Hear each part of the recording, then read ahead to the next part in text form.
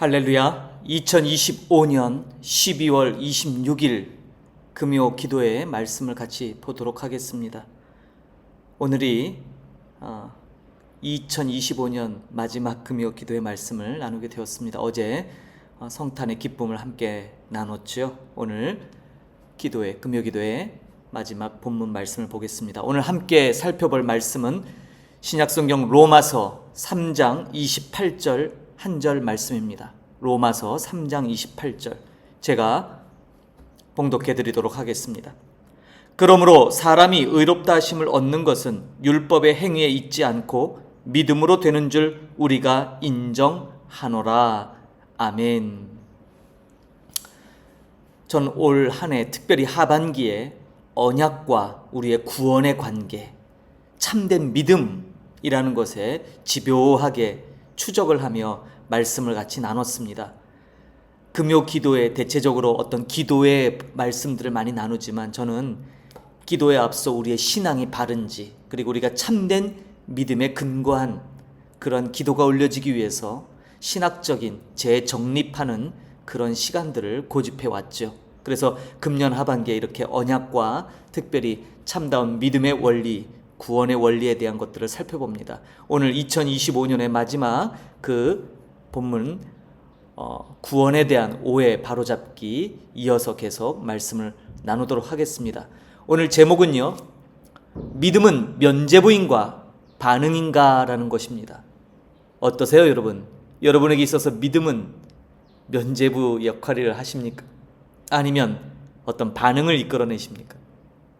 로마서의 오직 믿음과 누가복음의 순종의 관계라는 부제를 달았어요.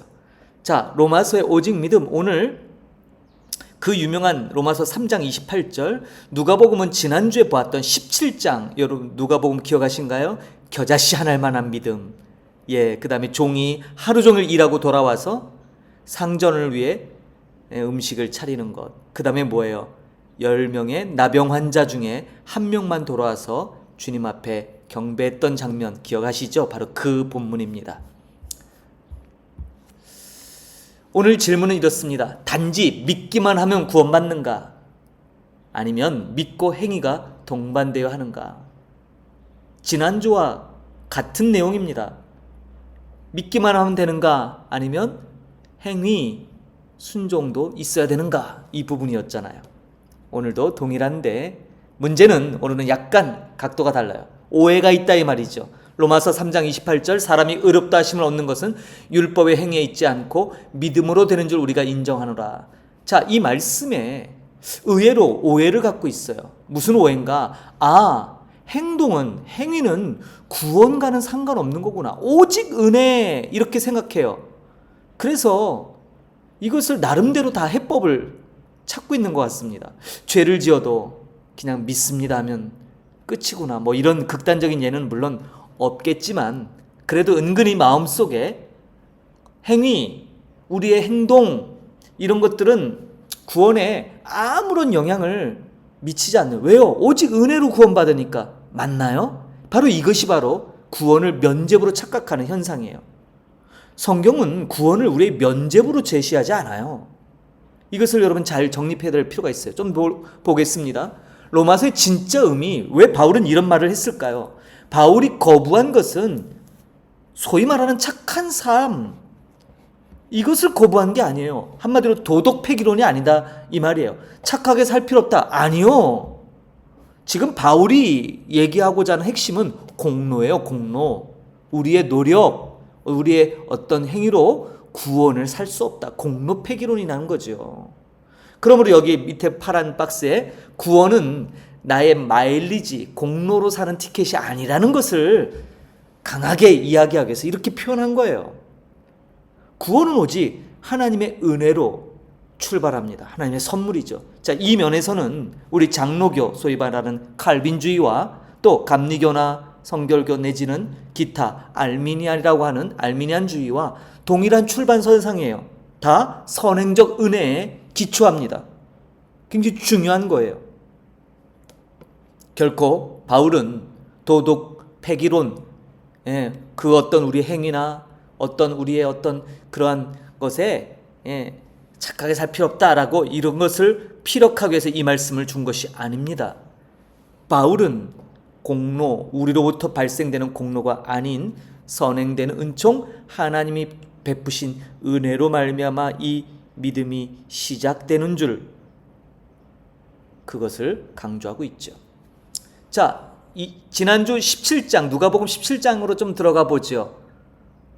예수님 말씀하신 믿음의 정체가 뭐였죠? 제자들이 능력 주세였을 때, 우리에게 믿음을 더하소서 했을 때 예수님이 겨자씨 하나 할 만한 믿음만 있어도 이 뽕나무가 뽑혀 바다에 던지라고 해도 그대로 될 것이다. 이게 믿음의 사이즈, 많고 작음, 크고 적음의 문제가 아니라 믿음의 본질이라 그랬죠. 불가능해 보이는 명령에도 순종케 하는 것은 뭐예요? 그 진짜 믿음이라는 거죠. 기억나시죠? 밭에서 돌아온 종이 하루 종일 일하고 수고하고 애쓰고 돌아왔는데 돌아와서 또 주인 상을 차리는 것은 그건 당연한 의무지 공로가 아니라는 거죠. 믿음이 있는 자에게는 순종은 조건이 아니라 호흡하는, 그냥 자연스럽게 살아간다 이 말이에요. 기억나십니까? 예.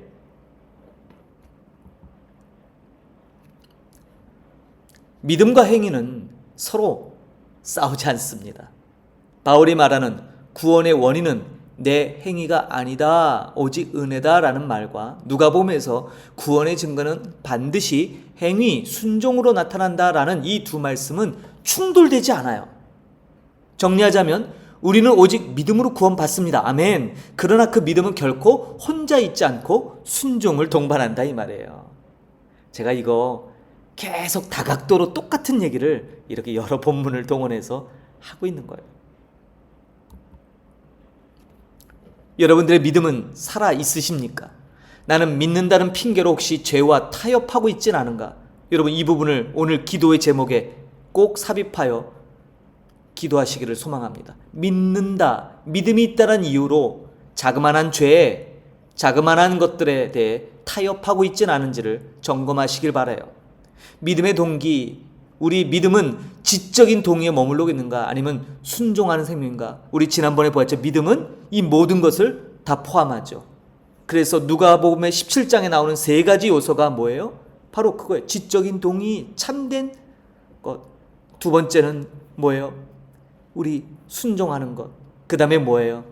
우리의 삶으로 드려지는 경배까지 나가야 되는. 그래서 10명의 나병 환자 중 고침받은 한 사람이 돌아와 주께 경배했을 때 예수님 말씀하셨죠. 9은 어디 갔느냐? 그 한 사람만 왔어요. 예수님이 뭐라고 선포하십니까? 너의 믿음이 너를 구원하였다라고 선언했어요.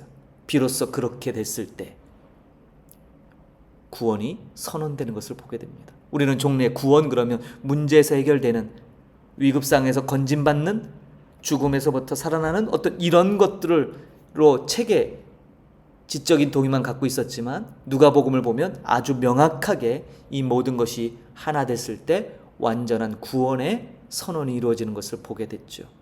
구원은 그래서 획득이 아니라 동행함입니다.